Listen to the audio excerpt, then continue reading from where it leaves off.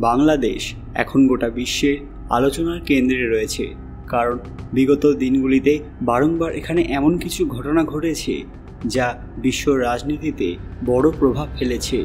শুধু তাই নয়, ধার্মিক ক্ষেত্রেও এর প্রভাব রয়েছে। প্রথম থেকেই এখানে হিন্দু সম্প্রদায়ের ওপর হামলার ঘটনা ঘটেছে, আর এই সময় আরও বেড়ে গেছে। কিন্তু সেখানেই ঘটল এক এমন কাণ্ড যা গোটা দেশকে থমকে দিয়েছে, যা দেখে অবাক হয়েছে ভারত অবধি। ঠিক কী ঘটেছে জানলে আপনারাও অবাক হবেন। কমেন্টে হর হর মহাদেব লিখতে ভুলবেন না। সকলকে আমাদের চ্যানেল পুরাণ কথায় স্বাগত। আজকে আপনারা জানবেন বাংলাদেশে ঘটল আরও এক বড় ঘটনা। ভিডিওতে এগোনোর আগে সবাই অবশ্যই আমাদের চ্যানেলটি সাবস্ক্রাইব করে নেবেন। বাংলাদেশের প্রাক্তন প্রধানমন্ত্রী শেখ হাসিনা দেশ ত্যাগ করার পর থেকেই সে দেশে একাধিক জায়গায় হিন্দুদের ওপর আক্রমণ করার ঘটনা ঘটেছে বলে অভিযোগ। বিক্ষোভের নামে হিন্দুদের বাড়িঘর লুট করার ঘটনা ঘটেছিল একাধিকবার। এদিন ঢাকার শাহবাগে হিন্দুরা এক এমন কাণ্ড ঘটিয়েছেন যা গোটা দেশের ভিতকে নড়িয়ে দিয়েছে। জানা যায় বাংলাদেশে হিন্দুরা এক বিশাল মিছিল করেন, যেখানে হরে কৃষ্ণ থেকে শুরু করে জয় শ্রীরাম ইত্যাদি ধ্বনি ওঠে। এত ভিড় দেখে কেঁপে উঠেছেন সবাই। আন্দোলনকারীরা সংখ্যালঘুদের নিরাপত্তার দাবি তোলেন। এই নিয়ে সরকারকে পদক্ষেপ গ্রহণ করতে বলেন। পাশাপাশি তারা প্রশ্ন তোলেন, কেন তারা ভারতে চলে যাবেন? বাংলাদেশ কি তাদের দেশ নয়? এই দেশের স্বাধীনতায় কি হিন্দুদের কোনো অবদান ছিল না? এক প্রতিবাদকারী ব্যক্তি এমনটাও বলেন, যে মন্দির ভাঙতে আসবে তাকে গুড়িয়ে দেবেন, যা সেখানকার মানুষের মধ্যে এক অন্য উত্তেজনা সৃষ্টি করে। বলা বাহুল্য, তাদের মধ্যে সাহস যোগায়। কিছুদিন আগেই ঢাকার শাঁখারী বাজারে রাত্রিবেলায় হিন্দুরা মিছিল করেছিলেন। এক বিবৃতিতে লেখা হয়, দেশের কোথাও কোথাও ধর্মীয় সংখ্যালঘুদের ওপর হামলার ঘটনা ঘটেছে। এটি যথেষ্ট উদ্বেগজনক।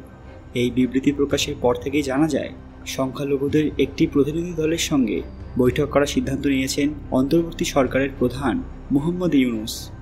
জীবন এবং জীবিকা বাঁচানোর দাবিতে চট্টগ্রামে মিছিলও করা হয়েছিল।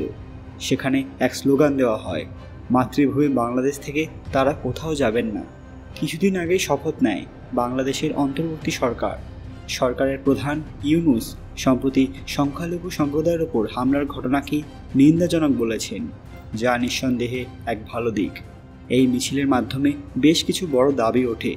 প্রথমত, 2024 সালের ছাত্র আন্দোলনের পরে হিন্দুদের যত ক্ষতি হয়েছে তার ক্ষতিপূরণ দিতে হবে। দ্বিতীয়ত, হিন্দুদের মন্দিরের জন্য বিশেষ বাজেট বরাদ্দ করতে হবে প্রত্যেক বছর। আর তৃতীয়ত, ধর্মীয় কারণে হিন্দুরা যাতে সামাজিক কিংবা চাকরির ক্ষেত্রে বৈষম্যের শিকার না হয় তা নিশ্চিত করতে হবে বাংলাদেশ সরকারকে। আমরা সবাই জানি, জামাতে বিক্ষোভকারীদের তাণ্ডবে অবস্থা খারাপ হয়ে গিয়েছিল হিন্দুদের। বিভিন্ন খবরে এটাও দেখানো হয়েছিল যে বাংলাদেশের বিভিন্ন প্রান্তে হিন্দুদের বাড়িতে হামলা হয়েছে, লুটপাট চলেছে, মন্দিরে ভাঙচুর হয়েছে। তবে নয়া অন্তর্বর্তীকালীন সরকার গঠন হওয়ার পর এবার এইসব হিংসা বন্ধের দাবিতে এক বড় প্রভাব ফেলল সেখানকার হিন্দুরা।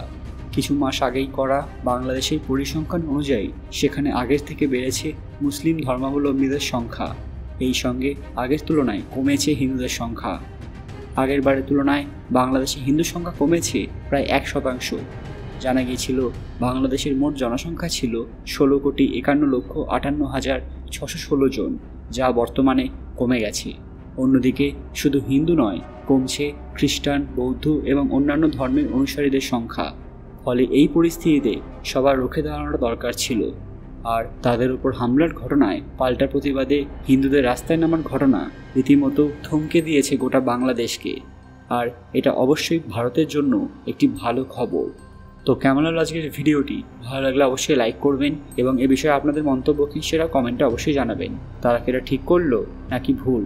কমেন্ট বক্সে হর হর মহাদেব লিখতে ভুলবেন না। আরও এরকম দরকারি ভিডিও দেখতে পুরাণ কথা আবিষ্কার চ্যানেলটি মনে করে সাবস্ক্রাইব করে নেবেন। খুব তাড়াতাড়ি ফিরে আসবো নতুন একটি দরকারি ভিডিও নিয়ে। ততক্ষণ আপনারা এই ভিডিওগুলো দেখতে পারেন। ধন্যবাদ।